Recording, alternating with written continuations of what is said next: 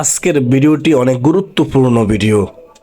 2026 সালের জাকাত দেওয়ার সঠিক নিয়ম, জাকাত কার উপর ওয়াজিব, কে জাকাত দিবে, 2 নম্বরে জাকাতের নিসাব কত টাকা থাকলে জাকাত দিতে হবে, জাকাত কার উপর ওয়াজিব হবে, 3 নম্বরে জাকাত কত টাকা দিতে হবে, 4 নম্বরে জাকাত কাদেরকে দেওয়া যাবে, 5 নম্বরে জাকাত ও ফিতরার মধ্যে পার্থক্য কি, 6 নম্বরে কোন সম্পদের জাকাত দিতে হয় না, কোন সম্পদের জাকাত দিতে হয় না, জাকাত না দিলে কি গুনাহ হবে, কি গুনাহ হবে, জাকাত দেওয়ার উপকারিতা, রাসূলুল্লাহ সাল্লাল্লাহু আলাইহি ওয়াসাল্লাম কি সুসংবাদ দিয়েছেন,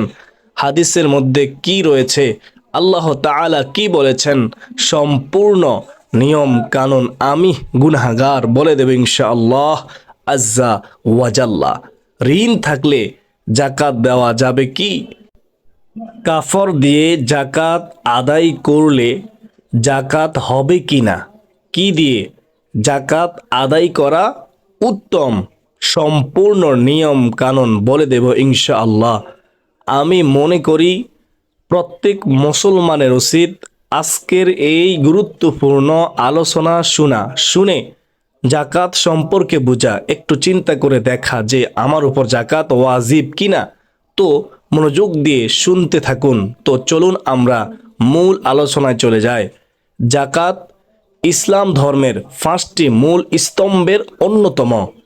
এটি কেবল একটি দান নয়, বরং সামর্থ্যবান মুসলিমদের উপর একটি বাধ্যতামূলক ইবাদত।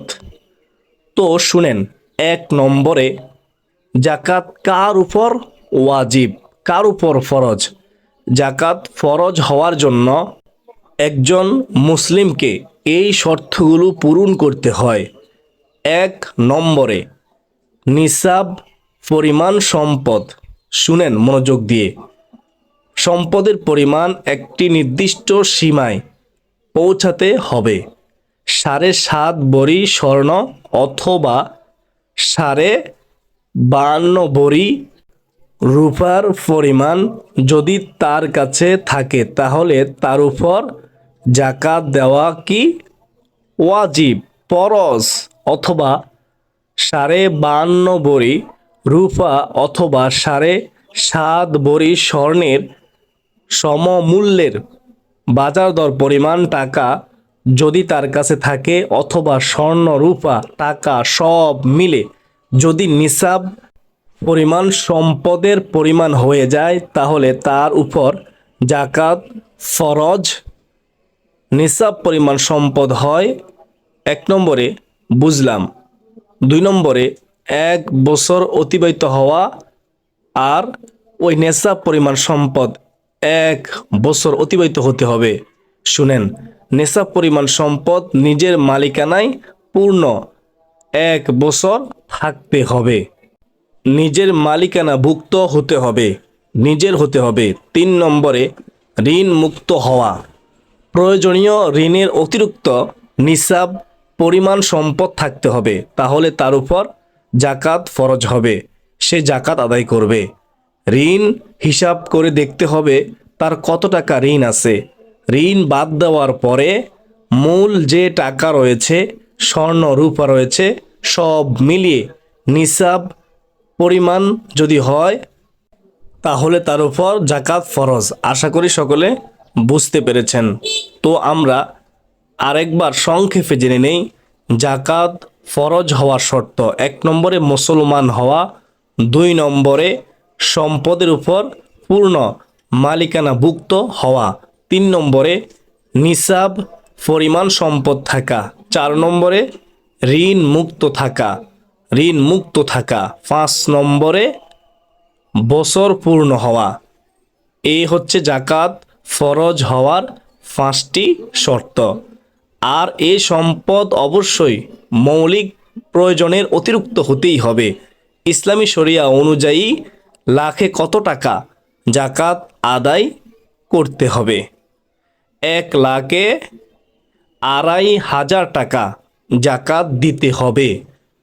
উদাহরণস্বরূপ মনে করেন আপনার কাছে সব মিলিয়ে 3,00,000 টাকার সম্পদ আছে, অথবা স্বর্ণরূপা নগদ টাকা জমানো টাকা সব মিলিয়ে আপনার কাছে 3,00,000 টাকা আছে। তো আপনার জাকাত আসবে 2,500, 2,500, 2,500 করে মোট 7,500 টাকা গরিব অসহায়ের মাঝে বিলিয়ে দিতে হবে।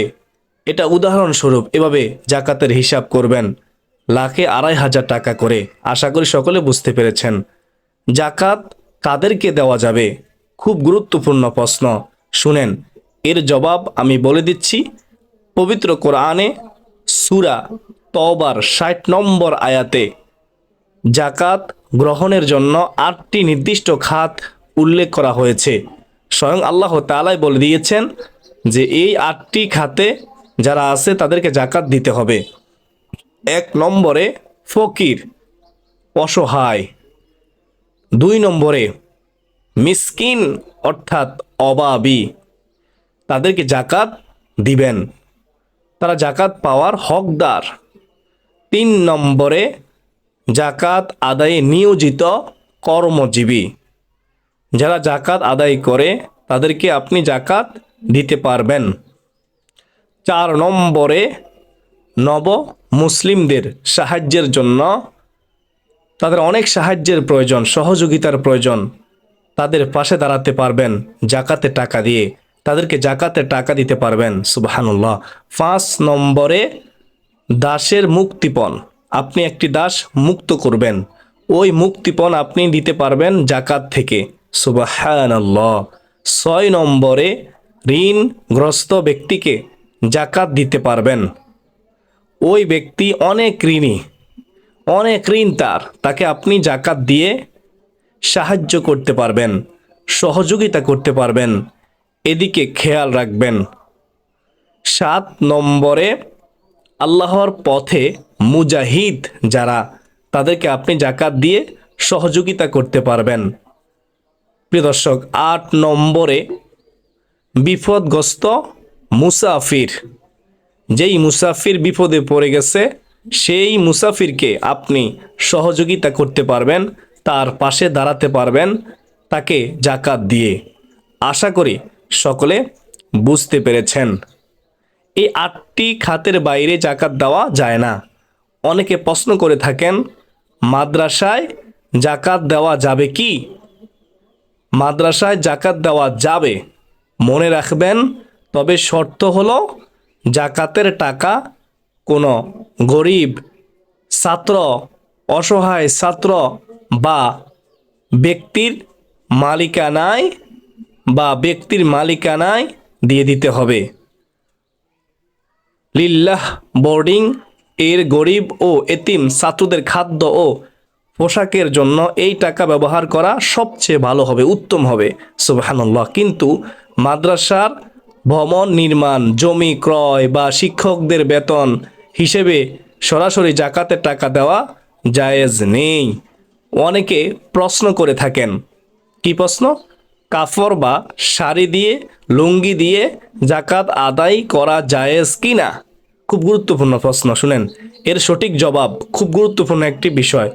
কাফর বা শাড়ি, লুঙ্গি দিয়ে জাকাত আদায় করা জায়েজ হলেও এর মাধ্যমে প্রকৃত অভাবের প্রয়োজন মেটে না, এবং সাধারণত নিম্নমানের কাফর দেওয়া হয় বলে আলেমগণ একে অনুচিত বা হাদিস বিরোধী কাজ মনে করেন। জাকাত নগদ টাকায় দেওয়াই উত্তম। আবার বলতেছি, জাকাত নগদ টাকায় দেওয়া উত্তম, যাতে গরিব ব্যক্তি তাদের পছন্দ মতো প্রয়োজনীয় জিনিস কিনতে পারে, তাদের প্রয়োজন মেটাতে পারে, তারা উপকৃত হতে পারে। কাফড় দিলে তা উন্নত মানের হতে হবে। মনে রাখবেন, এই কাফড় কিন্তু ওই গরিব অসহায় এটা আবার বিক্রি করে দেয় তার প্রয়োজন মেটানোর জন্য। দেখা যায় বিক্রি করতে গেলে সে ন্যায্য মূল্য পায় না, যার কারণে সে উপকৃত হয় না। অবশ্যই খেয়াল রাখবেন। আর আপনি যখন কাপড় দিবেন তাহলে মানসম্মত কাপড় দিবেন। যদি কাপড় দিতে হয় তবে তা অবশ্যই উন্নত মানের হতে হবে, যা নিজে ব্যবহার করা যায়। সস্তা ও নিম্নমানের কাপড় শুনেন দিবেন না কখনো। অধিকাংশ ক্ষেত্রে জাকাতের নামে সস্তা, কম দৈর্ঘ্যের বা নিম্নমানের কাপড় দেওয়া হয়, যা অসহায় মানুষের উপকারে আসে না, বরং তা উপহাসের সামিল হয়ে যায়। অভাবী মানুষের প্রয়োজন ও পছন্দকে প্রাধান্য দেওয়া জরুরি। শুধু সস্তা কাপড় ধরিয়ে দেওয়া সঠিক নয়। এটা জাকাত হয় না রে ভাই। নগদ টাকা উত্তম, মনে রাখবেন। ফতোয়া অনুযায়ী নগদ টাকা দেওয়া সবচেয়ে উত্তম, সবচেয়ে ভালো, কারণ এতে অভাবী মানুষের নিজের প্রয়োজন অনুযায়ী খরচের স্বাধীনতা থাকে। সে খরচ করতে পারে, নিজের প্রয়োজন মেটাতে পারে, তার যা যা প্রয়োজন সে কিনতে পারে। আশা করি বুঝতে পেরেছেন। খুব গুরুত্বপূর্ণ বিষয়। আপনি যখন জাকাত দিবেন তখন আপনি কোথায় থেকে জাকাত দেওয়া শুরু করবেন? প্রথমে আপনি কাকে সবচেয়ে বেশি অগ্রাধিকার দিবেন? শুনেন, আমরা কিন্তু এখানে একটা ভুল করি। আমার নিজের ভাই অসহায়, আমি আমার ভাইয়ের পাশে দাঁড়াই না, তাকে আমি সহযোগিতা করি না। জাকাতের টাকা দিয়ে আপনি জাকাত দিচ্ছেন, জাকাত উল্লেখ করতে হবে না, মনে মনে জাকাত দিচ্ছেন এটা উল্লেখ করলেই হবে, নিয়ত করলেই হবে। আপনার ভাইকে সহযোগিতা করুন, সে অনেক ঋণগ্রস্ত, তার পাশে দাঁড়ান, তাকে টাকা দিয়ে সহযোগিতা করুন, সে যেন তার ঋণটাকে পরিশোধ করতে পারে। আপনার আত্মীয় স্বজনের মধ্যে যদি গরিব অসহায় থাকে তাহলে তাকে সর্বপ্রথম জাকাত দিতে হবে। তাদেরকে আপনি প্রথমত অগ্রাধিকার দিতে হবে, তারপর অন্যান্য মানুষকে দিবেন। এটা হচ্ছে সঠিক নিয়ম। আশা করি বুঝতে পেরেছেন। অনেকে প্রশ্ন করে থাকেন জাকাত ও ফিতরা এর মধ্যে পার্থক্য কি? শুনেন মনোযোগ দিয়ে। জাকাত সম্পদের উপর ভিত্তি করে দেওয়া হয় এবং নিসাব পরিমাণ সম্পদ 1 বছর হাতে থাকতে হয়, 1 বছর মেয়াদি হতে হয়, নিজের মালিকানাভুক্ত হতে হয়।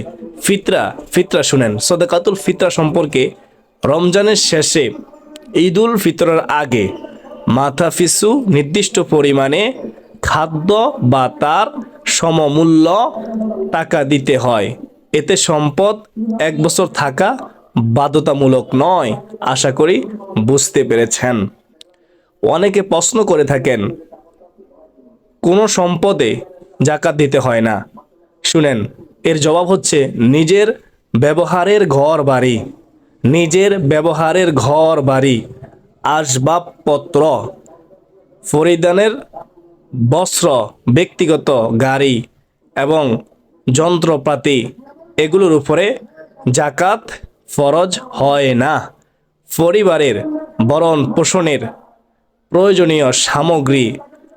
আশা করি বুঝতে পেরেছেন। প্রিয় দিনদার মুসলমান ভাই ও বোনেরা, ঋণ থাকলে জাকাত দেওয়া যাবে কিনা অনেকে প্রশ্ন করে থাকেন। শুনেন, ঋণগ্রস্ত ব্যক্তির উপর জাকাত ফরজ হওয়ার ক্ষেত্রে মূল সম্পদ থেকে তাৎক্ষণিক পরিশোধযোগ্য ঋণের পরিমাণ বাদ দিয়ে নিসাব পরিমাণ সম্পদ থাকলে জাকাত দিতে হবে। অর্থাৎ 7.5 তোলা স্বর্ণ বা 52.5 তোলা রূপা বা সমমূল্যের টাকা থাকলে, সব মিলে যদি নিসাব পরিমাণ হয় তাহলে তাকে জাকাত দিতে হবে। যদি ঋণ পরিশোধের পর নিসাব পরিমাণ সম্পদ না থাকে তবে জাকাত ফরজ হবে না। তবে দীর্ঘমেয়াদী কিস্তির ঋণ থাকলে পুরো ঋণ বাদ না দিয়ে চলতি 1 বছরের কিস্তি বাদ দেওয়া যায়। আশা করি বুঝতে পেরেছেন। স্বামী স্ত্রী যদি উভয় নেশাব পরিমাণ সম্পদের মালিক হয় আলাদা আলাদা, তাহলে আলাদা আলাদা জাকাত আদায় করতে হবে। স্ত্রীর জাকাত স্ত্রীকে আদায় করতে হবে, স্বামীর জাকাত স্বামীকে আদায় করতে হবে। যদি স্বামী ইচ্ছা করে তার স্ত্রী জাকাত হিসাব করে আদায় করে দিতে পারে, তাহলে স্বামী স্ত্রী জাকাত আদায় করতে পারবে, অথবা স্ত্রী যদি চায় তার স্বামীর যে জাকাত সে জাকাত সে আদায় করে দিবে। জাকাত আদায় করা তার উপর ফরজ, আদায় না করলে সে গুনাহগার হবে। 2026 সালের বর্তমান বাজার দর অনুযায়ী কারো কাছে নিত্য প্রয়োজনীয় খরচ ও ঋণ বাদ দিয়ে যদি 2,30,000 টাকা বা তার সমমূল্যের সম্পদ 1 বছর সঞ্চয় থাকে, জমা থাকে, তাহলে তার উপর জাকাত ফরজ হয়। আবার বলতেছি, 2,30,000 টাকা বা তার সমমূল্যের সম্পদ 1 বছর মেয়াদি হলে তার মালিকানায় থাকলে তার উপর জাকাত ফরজ হয়। আশা করি বুঝতে পেরেছেন। তো প্রিয় দিনী ভাই ও বোনেরা, কেউ যদি সামর্থ্যবান হয় কিন্তু সে জাকাত আদায় করলো না, তাহলে তার শাস্তি কি?